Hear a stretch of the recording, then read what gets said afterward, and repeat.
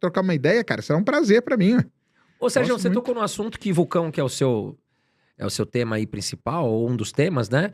No Brasil, a gente tem algum vulcão e algum vulcão que eu poderia, de certa forma, oferecer algum risco? Uma Não curiosidade, que eu não sei, né?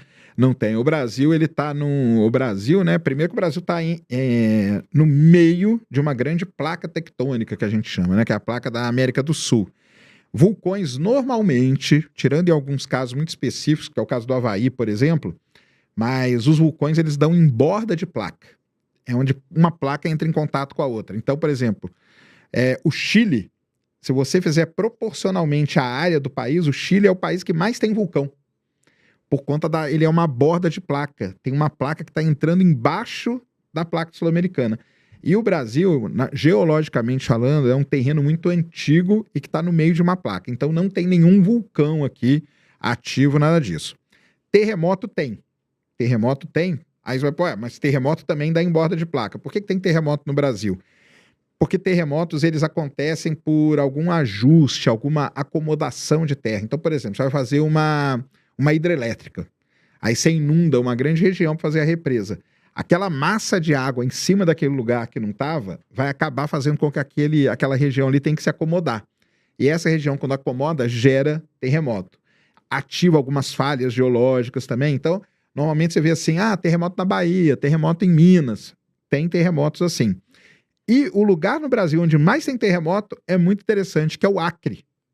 É o Acre. E aí tem uma explicação com a placa que eu falei que está afundando ali. A placa de Nazca, que chama, ela entra embaixo da placa sul-americana. E ela vai derretendo. À medida que ela vai entrando, porque o manto é muito quente, aí vai derretendo a rocha.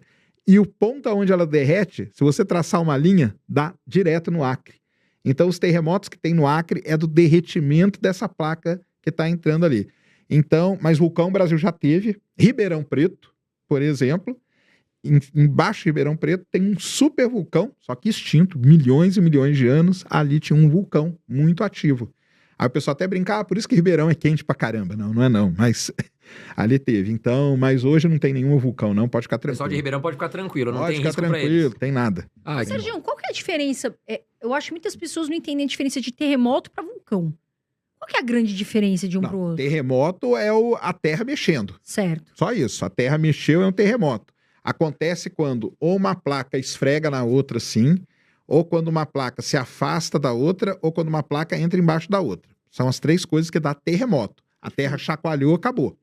Vulcão, não. Vulcão você tem que ter toda uma situação, você tem que ter embaixo uma câmara magmática, que a gente chama, e aí cresce uma montanha, que a gente chama de cone vulcânico. Então cresce aquela montanha, então eu já tive lá, né, no Etna, no Vesúvio. A Itália é um país que tem muito vulcão, porque ali tem toda uma complexidade de placa tectônica e tem aquelas montanhas maravilhosas. Monte Fuji, né, que todo mundo deve conhecer, é um vulcão. O Etna, o Vesúvio, aí tem vulcões aí pelo mundo todo. No México tem um muito famoso, no Chile, como eu falei, tem vários. Tem o Vidia Maria lá no sul do Chile, tem vários vulcões. E aí o vulcão é aquela montanha aonde sai lava, explode lava para cima. O Havaí, né? O Havaí são vários vulcões ali, Mauna Kea, Mauna Loa, todos eles são todos vulcões importantes aí para o mundo. Atualmente, qual que é o que oferece mais risco aí pra... Então, aí tem alguns, né? Na Itália mesmo tem um que é um super vulcão, a cidade de Nápoles, por exemplo. Então, a cidade de Nápoles, metade da cidade de Nápoles fica dentro da caldeira de um vulcão gigantesco chamado Campi Flegrei. Nossa. E o mais legal de tudo, o estádio de futebol do clube do Nápoles, hoje o estádio chama Diego Armando Maradona, em homenagem ao Maradona que jogou lá. Sim. O estádio é no meio dessa cratera. Nossa senhora. E ali, mês passado, por exemplo, começou a ter muita atividade. O governo italiano mandou lá, acho que tinha umas 200 ou 300 mil pessoas fora de casa já. É um vulcão que pode entrar em erupção a qualquer momento, só que ele é muito grande. Se ele entra em erupção, ele causa um problemão. Primeiro, porque ali, se não me engano, moram 500 mil pessoas naquela região. Então, são 500 mil pessoas que vão ser afetadas imediatamente. Exatamente. Pelo vulcão. Só que tem um lado bom também. Por exemplo, se eu for para Nápoles, se hospede ali no Campi Flegrei, porque tem as famosas termas. Os hotéis, eles aproveitam do vulcão. Então tem muito hotel ali com água quente, natural, né? que eles tiram do vulcão. Então tem isso aí. Vulcão é um negócio muito interessante, cara, porque, por exemplo, o vulcão, O terreno em volta do vulcão é o melhor terreno para você plantar coisa. Olha que bacana. Por isso que A a terra bacia... é muito fértil. A terra é muito fértil. Por isso que a bacia do Paraná aqui, a famosa terra roxa que a gente chama, aquilo ali é um antigo derramamento vulcânico. Por isso que a terra é muito boa. Por isso que o Paraná foi durante anos o maior produtor de café do mundo, não é à toa.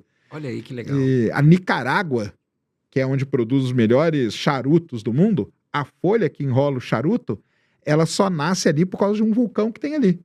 Então o terreno vulcânico, ninguém quer sair do lado dele, porque ele é Olha. muito bom. Só que tem o risco de explodir Exato. tudo. E aí fica naquela, né? Isso sai que eu ou ia não falar, sai. fica ali o risco-retorno, né? É isso